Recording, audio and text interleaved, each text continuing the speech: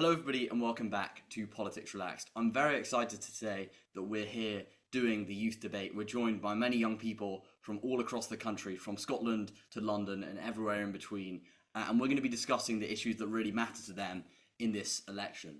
So I want to start with a quick poll. If you put a thumbs up if you think that the two parties, Labour and the Conservatives, you feel one of them represent you. So a thumbs up if you think they do, a thumbs down if you don't. Thumbs up, thumbs down, a few thumbs up. Let's go, Taha. Let's go to you first. You got your thumbs down. Why is that? Yeah, so for me, it's the fact that I'm big on foreign policy and the matter in the Middle East right now. Mm, Whilst they have addressed it in their own ways, I feel like Labour especially have been quite spineless in how they've suddenly switched up. mm, I just feel like in terms of what youth have wanted, we see encampments all across the country. We see the youth voice being very pro-Palestine. mm. Yet the two main parties haven't done much to address this. They haven't found compromise, a middle ground, and haven't mediated some sort of solution that the youth would accept. So I Mm. feel like they don't represent my views, and that's big on me. Yeah, I mean it's an issue that came up in the form we did before this. So I wonder, is there anybody else that would agree and think that the parties have got it wrong when it comes to what's going on currently in the Middle East? Thumbs up if you think that they've got it wrong. Thumbs down if you think they've got it right.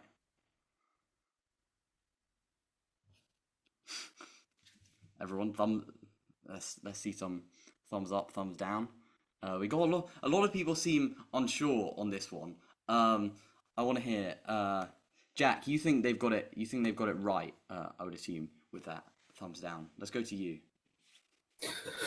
Well, since the issue in the Middle East is quite complicated with balancing our international relationship with our allies Mm, to the humanitarian aspect of the conflict, I think what Labour and the Conservatives have done, both as parties of power, well, one in power currently and the other lining themselves up to be in power, they are trying to ensure we don't cause an international incident with one of the most powerful countries within the Middle East, mm. whilst trying to balance that with, well, recognizing the horrific acts that have happened within the Gaza Strip since October the 7th. But anybody else got a strong view either side on this? Yeah, Morgan. Let's go to you. I'm going to try not to defy the party whip here, but I'm going to just say, first off, Taha, you're absolutely right. I think the Labour Party do need to do better on foreign policy. Um, they did put out in their manifesto last week about the fact that there would be an immediate ceasefire and the release of hostages and getting in aid to Gaza. But one thing that I do feel that they need to improve on is the fact that arms sales to Israel must be suspended. That's what I tend to think when it comes to the foreign policy in Gaza. I was all over the place with it pre-October, post-October the 7th, because I never knew exactly what it was all about. I wasn't really educated on what's happened in Gaza, but now I've got a much more better view on what's happened. What I think are two conclusions. Israel has bombed a Israel's bombed Gaza, and there needs to be an immediate ceasefire now. And I do think that arms sales to Israel does need to be suspended. And I know I'm a member of the Labour Party, and I am still a proud member of the Labour Party, and I do support Keir Starmer on most things. But I think on this occasion, Keir Starmer has got it. Begs me to say, hates to say Mm, this, horrifically wrong. I yeah. would say. Yeah, and I think we've seen amongst young people, particularly independence and support for independence rise. So quickly, is there anybody here that would support or is supporting independent candidates, particularly those standing for on the issue of Palestine? So just a thumbs up if you are supporting any candidates or independent candidates. Thumbs up from Taha. Thumbs down from Morgan. A few thumbs down. Thumbs up from Janil. Anyone else? Yeah. Piers, you had your hand up. Let's go to you. Yeah, I did. Not out of any particular support for any independents. I don't even think there's any in my constituency. Um, but I just wanted to say that as important an issue as Israel-Palestine is for many voters, specifically Muslim voters, I think it is only foreign policy is only maybe like the fifth most important issue in this election, and it's not something the parties will be devoting much of their time towards. Really, it's this is an election all about the economy, and that's where I guess Labour has it. Has the benefit there because they don't have the 14 years of negative conservative experience behind them. So that's why they're winning the election, not out of any foreign policy positions, I think.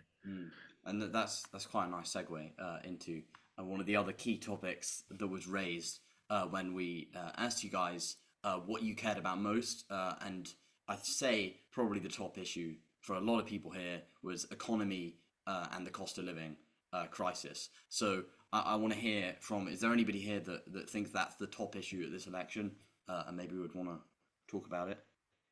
Yeah, Finley, let's go to you. Yeah, I think just to kind of echo what Piers was saying, the economy and the cost of living crisis in particular will be at the forefront, and they are at the forefront of both parties' manifestos. They differ differently, I think, what the Conservatives and Labour plan to do. I think focusing more on the Labour Party might be important because I think this issue is certainly around tax, but they've not committed to raising the four big areas of taxation, such as council tax, income tax, etc., might leave some room for not really leave any room to generate growth. But I'm sure it's something we'll get into where parties will discuss the party's plans for the economy. Yeah. Anyone else on the economy and cost of living? Yeah, Jack, do you want to come in? Yeah. When it comes to the economy and cost of living, I think it is a simple bread and butter issue for this election, primarily on the basis of 14 years of Conservative rule, which Mayor adds started as a result of the 2008 housing bubble crash. I think the fact that people back in 2010 voted for the Conservative government for a change in economic policy and haven't seen said change in economic policy for the better for the past more so than a decade, I think what the next Labour government needs to do is try and spend within their means and try to grow the economy within said means. I wonder, let's do two quick polls. First of all, who's happy with how the Conservatives have managed the economy and the cost of living crisis? Thumbs up or thumbs down? Got a thumbs up. I'm interested. Let's hear why. Why is your thumb? Why your thumb up to the Conservatives? I think that the Conservatives have done everything that they could possibly do, given their powers that they actually have been in power to control the economy. I mean, Rishi Sunak has halved inflation. I mean, the real spike in inflation isn't due to a poor Conservative government, but the war in Ukraine and all sorts. And I think it's just irrational, quite silly, to be frank, to blame the Conservative government for inflation being so high when Rishi Sunak is the only one competent enough to tackle inflation. Like, Starmer in government would absolutely crush the economy, and I don't think he's competent at all to be able to handle the economy. Morgan, you're shaking your head there. You're not. You don't agree. Yes, I'm shaking. I'm going to shake my head on that one, Felix, because, as you know, in the 14 years of Tory austerity that we've all suffered, there has been a certain Prime Minister who crashed the economy in 2022 and has caused all sorts of problems for us all. Young people at the moment are worse off now than what they was in 2010. So, you can sit there and say, the Conservatives are doing this and doing that. I get that they're talking about half inflation, but let's not forget, though, that Kwasi Kwarteng put forward a kamikaze budget, which was then basically caused a lot of outflow with the markets, and because of that, there has now been a huge outturn with economy. So, unfortunately, I really disagree with you on that one. And yeah. We'll come back to you, but I want to go to Reese quickly because he hasn't spoken yet. So let's hear from Reese quickly. I was just thinking on that point of that Rishi Sunak is someone that is competent to run the economy. Is he competent because he's competent, or is he competent because he's a millionaire? That is my question. Like what Morgan said, we've had 14 years of austerity from the government. It's not only young people that are suffering, everyone is suffering, from the cost of living crisis to the housing crisis to the NHS to the mental health crisis.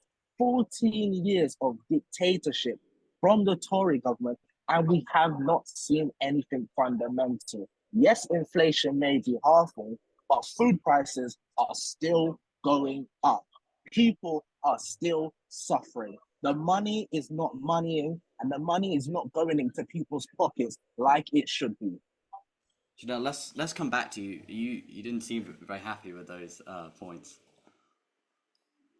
I mean, Reese, you said it yourself, like food prices are going up, but that's not because of Liz Truss's mini budget, like Morgan was saying. That's not because of Rishi Sunak. That's because of the war in Ukraine. We have not got control over our supply shortages. So to sit here and even blame Liz Truss's mini budget as if inflation hadn't already sparked long before that is just silly. I mean, literally, Liz Truss in herself, you can even go as far as to say Liz Truss was not even responsible for the economy crashing or Kwasi Kwarteng's mini budget, because it's not their fault on how the market responds to their budget. You can't sit here and blame a Conservative government. Taz, let's go to you. You haven't spoken, so I want to hear, what do you have to say on this? First of all, I think you can't offload the blame from Liz Truss and Kwasi Kwarteng because the markets reacted negatively to their budget. I think they were very much well aware by the OBR, by so many different metrics, that their budget would have had negative effects on the market, that it would have caused a crisis in confidence with the pension funds and the hedge funds. Although I do agree that the mini budget did not sustain the cost of living crisis that we see today. And yeah, while there were like exogenous factors that were interplaying into the cost of living crisis that we see today, it is still important to note that throughout the 14 years of Tory rule we've seen, we have not grown insofar as much. We have not recovered from the pandemic to the extent that the US or the Eurozone recovered. That they were in a technical recession, but not to the extent that we were. And their inflation was lower than ours. So I think the management that we've seen has just not been as good as it should have been. I see a lot of people want to speak. I'm going to finish with Seamus, and then we're going to move on to Labour's plans for the economy. Yeah, so I don't want to be too critical of either side. I think there is an element of truth to what Janelle said about how under capitalism there are always going to be, cycles, and there are going to be times where inflation is high, interest rates are high, and that can happen sort of regardless of what political party is in power. I do think Liz Truss's disastrous mini budget was a sort of external affairs such as the war in Ukraine, Israel-Palestine, and the COVID pandemic. So I suppose I can understand both sides of the argument here. And what I would be careful to stress is that, the minute Keir Starmer comes into power, it's not like the economy is going to be perfect, and there are going to be kind of peaks and troughs, if you like, of the economy. So, but I understand why it's a major issue in this debate. Yeah, I want to go on to Keir Starmer's plans now. Let's see, particularly on economy and the cost of living. Put a thumbs up if you're excited about what Labour is going to do and supporting what Labour is going to do on the economy. Thumbs down if you're not. Thumbs down. Quite a few thumbs down. I'd say the thumbs down just about took that one. Who are we going to go to? Anybody want to come in on this? Finley, let's hear from you. Look, just to touch back on what was said earlier, I do think that we are, as a country, plagued by a lot of historic factors. Even, talked about the COVID pandemic, Liz Truss's budget. I would even go as far back to say the financial crash of 2008 is still having quite an important role in terms of driving up growth. We have problems with productivity as well, which means that we can't necessarily compete with countries such as the US, France, and Germany. And the role of Brexit as well is playing such an important factor in terms of securing trade deals, imports, exports, etc. Referring back to Labour's policy on the economy, the reason why I put my thumb down is that I don't necessarily see where the money is coming from to kind of subset the overwhelming amount of crises and problems we have in so many areas. We've had little bits such as offsetting the non-dom tax status, for example. But I just don't think Labour have been clear as to how many years this process of change will take, and I think that will inevitably result in the public just getting quite angry because we're already at a volatile electorate as a result of the Conservative Party and what they've done over 14 years. So I'm just not sure Labour have been kind of clear on how they'll fix it. Yeah. Finney, you would traditionally be a Conservative voter, I would assume. Yeah, because I'm kind of a upset Tory, I guess, given what's happened the past couple of years. I'm not sure I'll be voting for them in this election. So, and there's millions of people like me, and I just don't think Labour have kind of done enough to appeal to people like me. Piers, let's go to you. You've had your hand up for a while. Yes, so I've said this before on this show, but Labour's program for the economy is not overwhelmingly inspiring, and they've said that obviously because of the poor state of the economy they can't promise too much, and there's also the fact that they're doing the media's been calling this the Ming Vase strategy for this election, in that they don't really do anything so that their polling won't go down, and then I guess we'll just all learn about what they have to do after they're elected, and that does seem to be working, to be fair. So it's they have their manifesto out, but I think they probably have much more detailed plans behind the scenes, because all I'm hearing at the moment is just growth rhetoric, which is very nice, but I think there needs to be a lot more substance to it. Yeah, we've heard from a few people now that are against the Labour plans and don't think they're going far enough. Let's hear from someone that does, who's inspired by this, who's excited by Labour's plans. Just show your hand if you want to come in on this. Who's excited by Labour's plans? Anyone? It doesn't seem like it's inspiring that many people.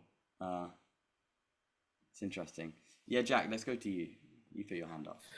Well, I wouldn't exactly put myself as excited per se. This isn't going to be like Blair going out and saying a new dawn has broken, but I do think it could provide the stability within the British markets that we've not seen in quite a long time. Let's go to you, Eleni. Let's hear from you. I feel like a lot of what Labour's saying seems quite safe. It's like, for me, it's not sort of giving a sense of excitement. It's more a sense of like safety and sort of quite boring. Just let's make sure nothing goes wrong. It's not really sort of it's not like the 1997 campaign where it's like things can only get better, everyone's excited. This is more like we need to make sure things don't get worse, rather than it's like a kind of play on that, but in a negative way. Yeah. Yeah. We'll finish with Reese and then let's move on.